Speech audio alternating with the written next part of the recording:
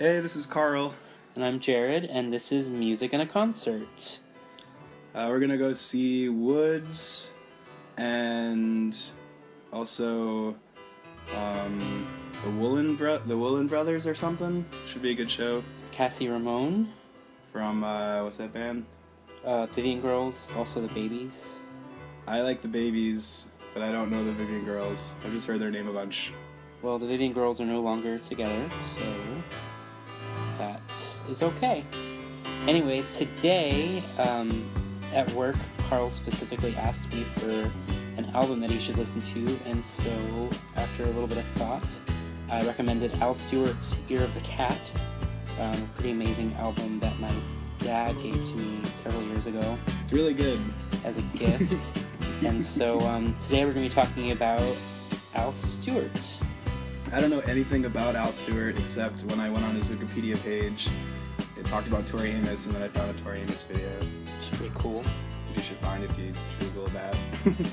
But Jared knows a bunch. Alistair Ian Stewart, also known as Al Stewart, was born on the 5th of September 1945. Al Stewart was born on a Wednesday. He's a Virgo. Sapphire is his birthstone, and ironically, he is not actually born in the year of the cat, but he was born in the year of the rooster. What does that mean? Depending on what year you're born in, yeah. There's a different animal that's assigned to represent your year. I think it's like every 4 or 5 years. It's like so it's an animal for 4 years. I don't know. It's like every year is assigned an animal. I think I'm a year of the rooster also. Oh really? There's like monkey and there's cat. I think there is cat. There's a lot of them. Did you know that Al Stewart, I heard, is from the year of the monk of the fuck, I forgot what it was. Yeah, year of the rooster. Rooster. Yeah. Something a little bit interesting about Al Stewart's birthday is the 5th of September 1945 is the actual unofficial beginning of the Cold War. Wait, so he was born in the beginning of the Cold War? The day that he was born is considered the unofficial beginning of the Cold War. And not just like the 5th of September, but like the 5th of September 1945 is really the unofficial beginning of the Cold War. Yeah. That's so interesting. It is interesting. He was born in Glasgow, Scotland, which is kind of cool because I know a few folks out in Glasgow. But he was actually raised in a place called, I'm just going to say England, because I have written here the name of like the city that he was in. Can I try to say it? It's pretty tiny. I think it says Winsome Minster or something like that. He's from Winsome Minster. In England. Ministry. Oh, but he's not from Scotland originally. No, he was born in Scotland, but his family moved. England? Yeah, moved to England when he was really young. So like what I thought, because I kept listening to him and thinking about Stuart Murdoch, and that they had a lot of similarities. Who's also from Glasgow. I know. Well, from Scotland, I knew that much. Well, they live in Glasgow. But this guy moved to England, so his accent is probably English. It's probably not Scottish. Yeah, probably more so English than Scottish. Even though, we'll come to this later, he moved one more time while he was still making music. Oh, okay. So, just to kick us off kind of into the style of things, I found a really interesting tidbit when he was interviewed. When he was interviewed about 10 years ago, he was asked which songwriter now, or that still makes music, is his favorite. And I thought it was really interesting that one of his favorite songwriters, or his favorite songwriter, is actually one of my favorite songwriters, and you like them a lot too, is Joanna Newsom. Wait, really? Yeah, so it's really interesting to me that even though he made he said that she was the best songwriter of the last 20 years. It makes a lot of sense. I was actually thinking about who today, because we were listening to Phil Oakes the other day. Yeah. And they both have this similar, they're very wordy, but it fits within the music, and the music is so ornate that you kind of forget that you're even listening to all the words. Right. And I was thinking about Joanna Newsom being like that too. Right. So that makes a lot of sense. Just rudimentary stuff. When he was 17, he made a move to London, and he became a part of. When he was 19, and he played at this famous coffee shop called Benny's Coffee Shop. In the state of London at the time was that there was definitely like a folk revolution, that it was not easy, but it was definitely present. So 1965, a 19-year-old Al Stewart moves to London and works there, and he became a part of that the fertile folk scene that was there. Oh, I'd come from Pittsburgh to study astrology. She said as she stepped on my instep, I could show you New York with... Kind of a fun fact, too, that Paul Simon was at one point his flatmate. Oh, really? Yeah. That's Which I've had like a hard... I read it and I immediately had a hard time negotiating it and like the truth of it, because like 1965, 1966 is when Simon and Garfunkel were like really, really big. Yeah. And I feel like if they did like live together, it was like for a very short period of time before Paul Simon was like, peace out. Yeah. And like gonna go tour the country and make a lot of money as part of the number one folk duo in Unless the entire Al Stewart's world. like a really cool dude and you just wanted to live with him. Maybe. I mean, if it were as easy as just saying, I want to live with you, I would ask so many musicians if I could live with them. But yeah, no, totally. I think I thought that was kind of interesting. That's really cool. It sounds... I heard a lot of Paul Simon in it. Yeah. So when he's talking about the kind of music that he made and the kind of music that's really representative of the output that he was making in the late 60s, Al Stewart's quoted as saying, "If I engage you emotionally, it's accidental. It's much more of an intellectual thing." So Al Stewart thought that songs that were written that expressed ideas or emotions that had already been expressed before, like he cited, like if he was talking, I don't have the exact quote here, but he was saying, like, if I write a song and call it I Love You, like how many thousands of other songs have been written that are like about that thing. Yeah. He was like, so when I'm writing a song, I try to write a song about something that's never been written about before. It's like a novelist. Something that right? like references things that just don't like come up in music, like Platypus, or like when you listen to his music, he just cites a lot of like complicated, like dense ideas, or a lot of I don't know, there's lots of like facts and things. I've invented a term for him today that's probably not an invention on my part, called historical folk. So much of his music made before he became really popular in his early albums is cites a lot of historical events, or even in the case of, he has this one really amazing song that I listened to today that's called it's called Nostradamus, and it's like 9 minutes long, and it just like charts the course of like history for like 9 minutes. Like it just makes allusions to like different parts of it. It's really cool.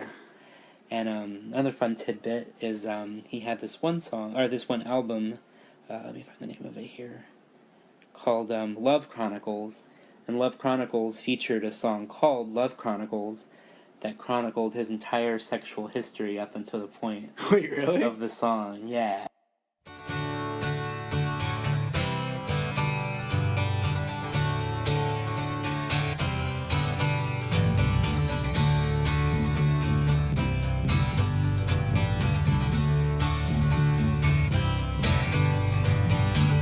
I can remember the first girl that I did love. It was Stephanie. In kindergarten arithmetic classes, she used to sit next to me. I'd pass her sticky sweets under the table where the teacher couldn't see. Although she wouldn't remember me now, sometimes I wonder where she can be. How long a song is it? It's 14 minutes long. How many sexual activities are in there? I didn't count.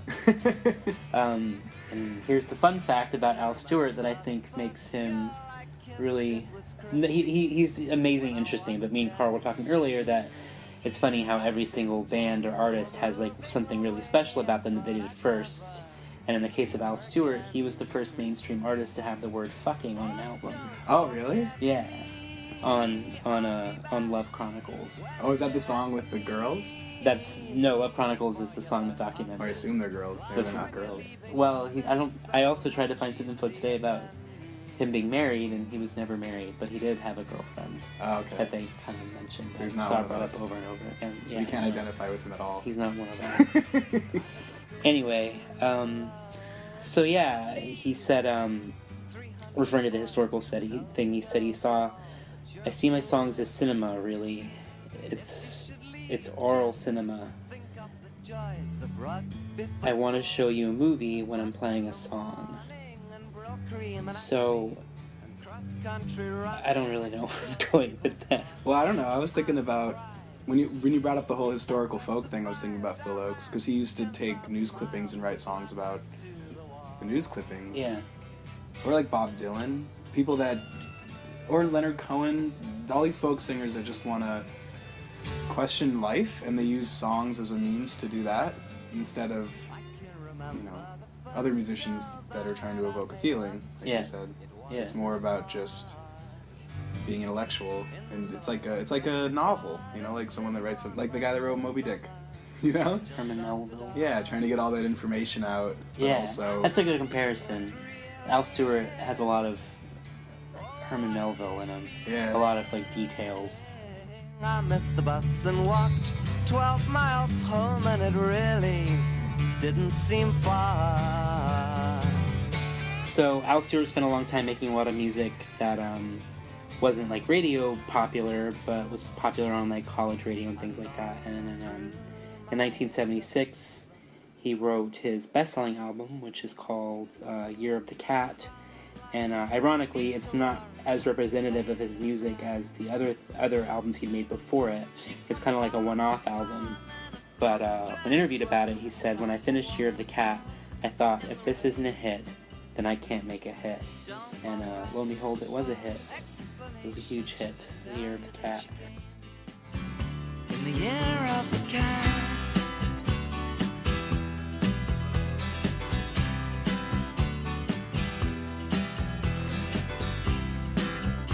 And he followed it up in 1978 with his album Time Passages, which, once again, the titular song was a radio hit.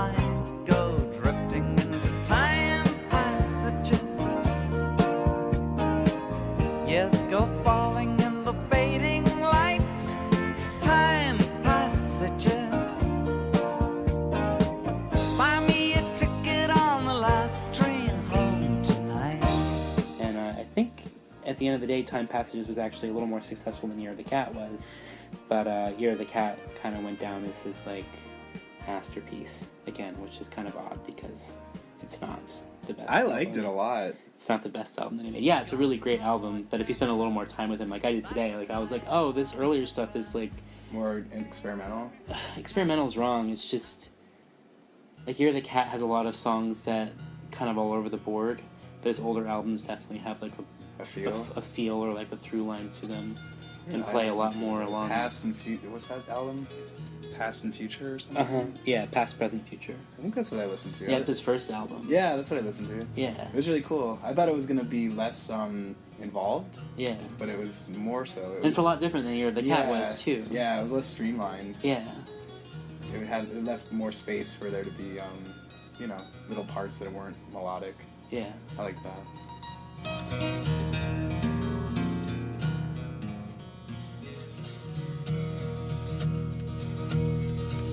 They crossed over the border the hour before dawn, moving in lines through the day. Most of our planes were astride on the ground where they lay, waiting for orders we held in the wood. Word from the front never came. By evening, the sound of the gunfire was miles away. But I don't know. I also liked the sheen of You're the Cat. Yeah. That's a good word. It's like the Sheeny album. Yeah.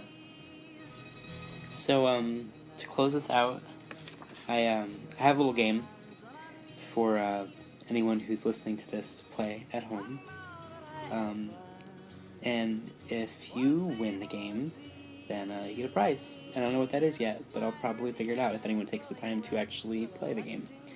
So in an interview today, I read an interview between Al Stewart and his car driver, the guy who drives his car. Wait, can I interject with the prize idea? Yeah. Al Stewart record. Yeah, that's good. We can give you an Al Stewart. We'll send you an Al Stewart record. You have to come meet us to pick it up. Or you have Because to. we want to meet you because you're cool. Okay, that's fair. Anyway, and The driver. Right, the driver. When Al has the time, will ask him questions that are like on his fan page, and Al will like answer them, and then the driver will like dictate like what the actual like answer was from what he remembers because he's driving. Oh, what will the question be? People ask like, what's that lyric mean? Or like, hey, in this one part I can't really make out what you're saying in the background, and the lyrics aren't like in the song. What are you saying? Like things like that. Okay. And she asked, a fan asked, and then I guess she dictated to Al. You said before that you have really strong feelings about whether you like or don't like, or are on the fence about albums that you've made. Al Stewart has made 17 albums and 3 live albums. And when he was asked that question, he literally went down the line and pointed out which albums he'd made that he liked, and which ones he'd made that he didn't like. And the 2 that he's made that he is kind of like, meh, about. Well, what's the game? So anyway, right now, I'm going to list all 17 of Al Stewart's albums. I have him here on the paper split up into like, don't like, and on the fence. Well, these are the ones he liked or didn't like? Yeah. Oh, wow. And he just did it black and white like that? Yeah. Wow. Yeah. Well, I guess not black and white, because when you wonder- say you're on the fence about something, like I wonder why he didn't like them. really gray. I don't know. Because what about, he has like personal ties to the albums. Sure, yeah. So he couldn't even, it might not even be just how it sounds. It could just be that he hates the dude that played the triangle on one of his albums. Well, And they got in a huge bar fight, and now he's... oh, I forgot about this. On a couple of his early albums, I hate that we're going back. Wait, I love it! On a couple of his early albums, you'll never guess who played guitar with him.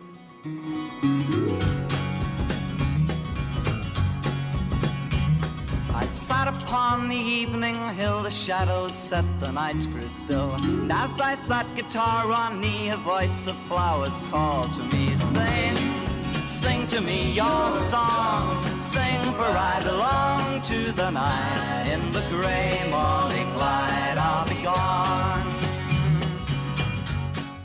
Beck. Beck probably wasn't born yet. I think Beck was born in 1969. Wait, you know that? That's crazy. Jimmy Page. Wait, really? Yeah. What album? Between the Yardbirds and between Led Zeppelin, Page played on Bedsitter Images and The Love Chronicles, the album I was talking one. about with the Okay. 14-minute long song. Did you listen to it? I couldn't find Love Chronicles today. Oh, okay. I tried really hard. I wonder what it sounds like. I really want to hear it too. What year was it? 1969. Wait, that's when Beck was born. Right. Or was that a joke? We don't know. Do you know that? I'm pretty sure Beck was born in 1969. See, it's all irrelevant. Yeah. Wait, the game. We gotta play the game. Okay, so I'm trying to think. This is kind of an impossible game. So what if Oh, good. I'm going to name 10 albums, and of those 10 albums that I name, 7 of them are albums that Al Stewart really, really likes a lot, and 2 of them are albums that he doesn't like a lot, and 1 of them is an album that he's on the fence about. If you email us at musicandAconcert@gmail.com. music and A&D. If you can email us 4 of the albums that Al Stewart really liked without cheating out of the 10 albums I'm about to name, then we'll give you an Al Stewart record. I probably have an extra Or one. what's the game I want to play? So, here we go. Number 1. Bedsitter Images. Number 2. Past, Present, Future. Jared, this is the weirdest thing ever. Number 3. Someone's gonna be really stoned listening to you list album titles. Time Passages. What's the next one? Number 4. Russians and Americans. I really liked that one. Number 5. A Beach Full of Shells. Number 6. Between the Wars. Number 7. Modern Times. Number 8. Love Chronicles, of which we've spoken a lot today. Oh, the sex one. Yeah. Number 9. Down in the Cellar. And number 10. Rhymes in Rooms. So, 7 of those he didn't like. 7 of those that I just named he did like. He actually liked. 2 of them he did not like. And one of them he was like, So you email us, and you tell us which 4, you can just pick any of the 4 out of the 7 that he liked, and you just tell us which ones those are. And then, no cheating. And if you're right, then we'll give you an Al Stewart record. You can cheat. I assume they're going to cheat, so I just want to say that you can cheat, because if you go to the trouble of cheating and submitting something to us, you probably deserve a record anyway. Okay. But I don't really agree with that, but... Try not to cheat. Okay. Try not to. Do your best. Anyway, this has been Music in a Concert. Well, we're not done yet. We're going to go to the concert. Oh, right. Okay. So stay tuned for the concert. And if you were right, and I was wrong, and all along I was just a crazy girl. It cannot be, I must change the way that I see, just to face tomorrow.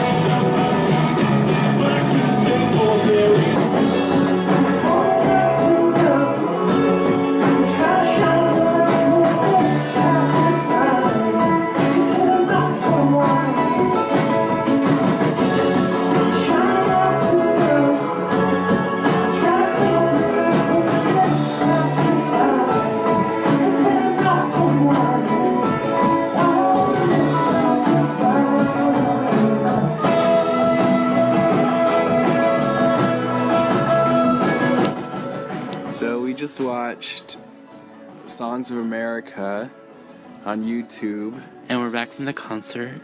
Yeah. It was a really good show. Woods put on a pretty amazing set. We actually left during the middle of it. It was so good. Well, we thought that was the best part of the show, which maybe it wasn't because we didn't stay. but it was a really good spot, and we were in this really good emotional place. It just seemed like if we'd left any later, we probably wouldn't have seen music that was as good as what we already heard, because the first 4 or 5 songs were amazing. Also, we had to watch this Simon and Garfunkel documentary and eat checkers, although that was just me. That was just Carl. Jared had a peanut butter sandwich. I had a peanut butter sandwich. But that was after. Anyway, the music was really good. Came in, there was a female vocalist performing. I think that was the Blood one. She was really good. Carl thought she sounded like Mama Cass. Ooh, yeah. And I thought she sounded a little bit like Kate Bush. Kate Bush. Yeah. Which I kind of got. But I thought it was interesting how she obscures her vocals with the effects going on. Yeah. And I was wondering about how, if it was 30 years ago, would that still be happening? Or would she just be, it's sort of like I liked it. It took over the audience really well. Yeah, I thought she was pretty great. I was thinking if she didn't have those effects, it would be a lot harder to keep everyone at bay. And that it was really good at that. But then I also kind of just wanted her to have a old school country backing band. That would have been cool. Like this girl with the Nitty Gritty Dirt Band. Yeah. Backing her up. The second act. Oh, the Woolly Brothers? The Woolly Men? The Woolly Men, I think. The Woolly Men. I thought they were pretty great. I wouldn't listen to them outside of the show. It's not really my style of music, but I thought they were really, really fun. We had a good time dancing to it. Yeah, we danced more to them than to anybody else. Yeah. And Jared said they sounded like the Strokes. A little bit. I said that was a compliment. Yeah, to compare them to the Strokes. Yeah. And then we talked about going to the Governor's Ball, because we got to do that. Yeah. And then there was Woods. Woods was really good. I liked how his voice was so patty. It was just sort of it cut through everything, but it wasn't abrasive at all. All their songs were really long, and it was really exciting that they played beyond when you thought the song would end, and experimented with the soundscape after the natural ending of a song. I thought it was really, really great. They were all really long. It was really, really cool.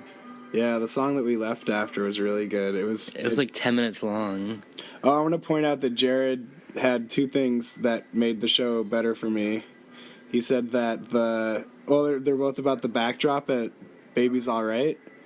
Because he said that it looked like... Wait, what did you say? It looked like we were living in the bra cup of Ariel the Mermaid. Yeah!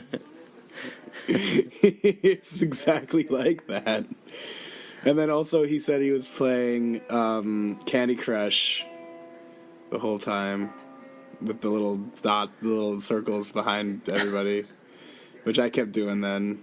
And then I started doing a magic eye thing. You ever do that? No. If there's a pattern, I'll cross my eyes and see if there's a pattern like magic eye.